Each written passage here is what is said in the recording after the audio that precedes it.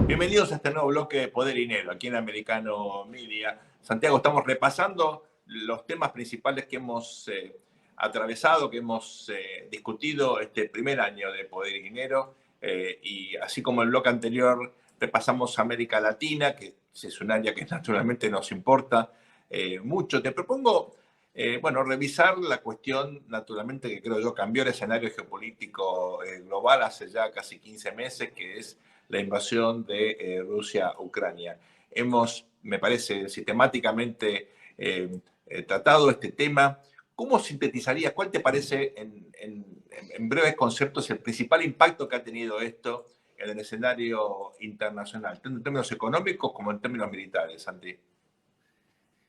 A mí me parece, Sergio, que digamos lo más importante de todo es que ha puesto en jaque, o no diría en jaque es una palabra por ahí exagerada, porque yo todavía sigo viendo a los Estados Unidos liderando el mundo, o sea, como el país más importante del mundo, y creo que lo va a seguir siendo incluso después de este conflicto, pero hay algo que no va a ser lo mismo después de este conflicto, es decir, me parece que ha tenido una rebelión en la granja de Estados Unidos. En esa rebelión se le han alineado demasiados elementos en contra que son importantes. Tenemos que tener en cuenta que la administración Biden comienza con un tremendo papelón a nivel, digamos, geopolítico-militar en Afganistán. La retirada, yo creo que voy a empezar a pensar, digamos, esto lo tengo que pensar seriamente, a ver si realmente las retiradas militares son el karma de la historia militar de Estados Unidos, por lo menos del último medio siglo, ¿no? Sí. Porque cada vez que le ha tocado una retirada ha sido un papelón.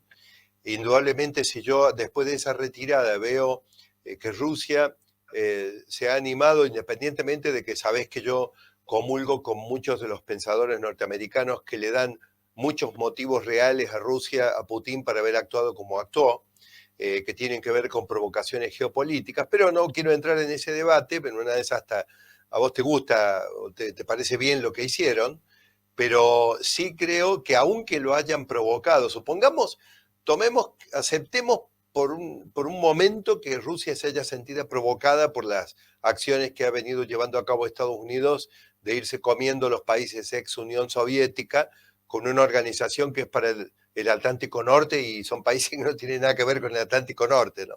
Pero Claro. supongamos que lo mismo, que Rusia, digamos, se siente amenazada, pero lo relevante no es que se sienta amenazada, lo relevante es que haya decidido patear el tablero, eso es lo relevante.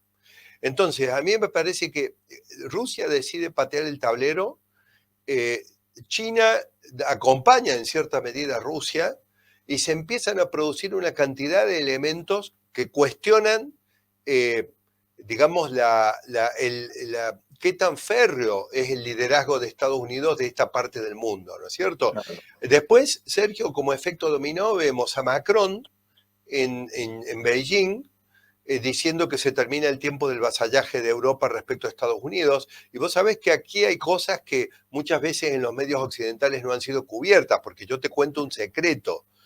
Hay cosas que los medios occidentales no están cubriendo de lo que está ocurriendo en el mundo. Yo sé que esto te sorprende y No, no lo crees, como dijo pero Churchill, lo primero que desaparece con la guerra es la verdad. Así que esto claro. no Pero vos sucede. sabés que Macron fue con una importante comitiva de empresarios franceses Claro. que te cuento que han cerrado los negocios en China donde han hecho los negocios en yuanes, es decir, Claro. utilizando como moneda pactada para esos acuerdos comerciales los yuanes.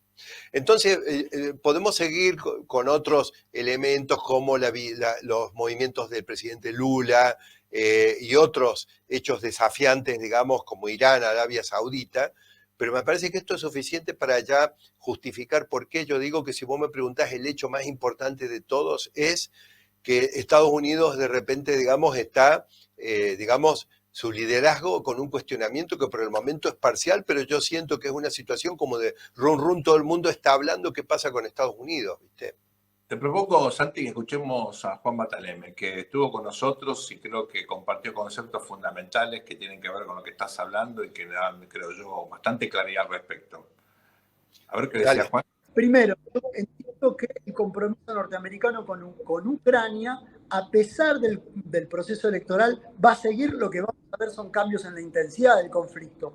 Hace tiempo que Estados Unidos empuja, sobre todo el Partido Republicano, empuja por una Europa no estratégicamente autónoma, como señala, sino básicamente empuja para que Europa pague la factura de la seguridad. Y esto es percibido como una guerra europea. Por lo tanto, el pilar europeo dentro de la OTAN tiene que hacerse más cargo y poner mucha más plata.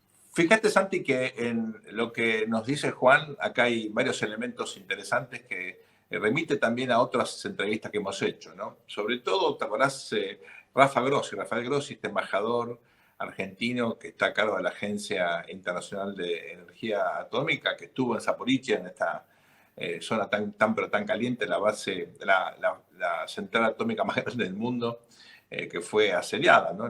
Durante buena parte de esta guerra, con riesgos enormes. Yo creo que desde el punto de vista simbólico y militar, ¿no? El hecho de que estemos hablando casi permanentemente de un riesgo de utilización de armas nucleares es un dato no menor. Yo creo que desde la década del 80, desde que empezaron los tratados para contener la escalada nuclear, no teníamos un riesgo tan efectivo de que esta guerra derive, ¿no? Por lo menos la utilización de armas tácticas nucleares. ¿Te parece que escuchemos a Rafa Grossi, Santi, para tener una aproximación a esto que es algo distinto, ¿no? En la agenda, que estemos hablando en pleno siglo XXI de una potencial guerra nuclear. Por suerte no ocurrió hasta ahora, ojalá no ocurra. Lo único que echo de menos es que después de esta entrevista, me parece que vamos a necesitar otra con Rafael, ocurrió la destrucción por parte de Rusia de un arsenal de munición de uranio enriquecido que la OTAN le había entregado a Ucrania, y anda una nube radioactiva dando vueltas por Europa. Esto, obviamente, esa información no estaba cuando hicimos esa entrevista, ¿no? Así es.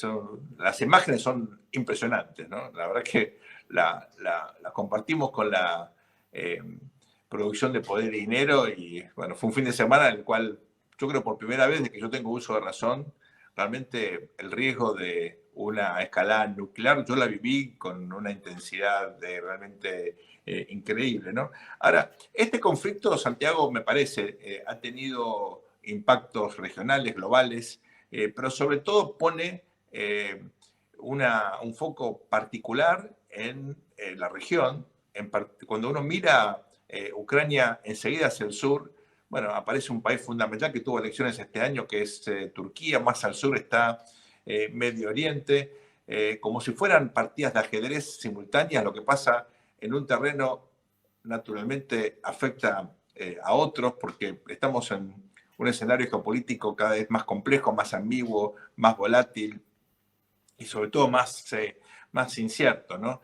Este año hemos tenido una situación bastante notable en Israel, con un conflicto interno vinculado a la nueva coalición que armó, con la cual llega al poder una vez más, ¿no? Benjamín Netanyahu, una reforma judicial que generó una reacción interna sin precedentes, con movilizaciones, incluso todavía hoy, ¿no? Cada sábado sale gente a la calle a protestar.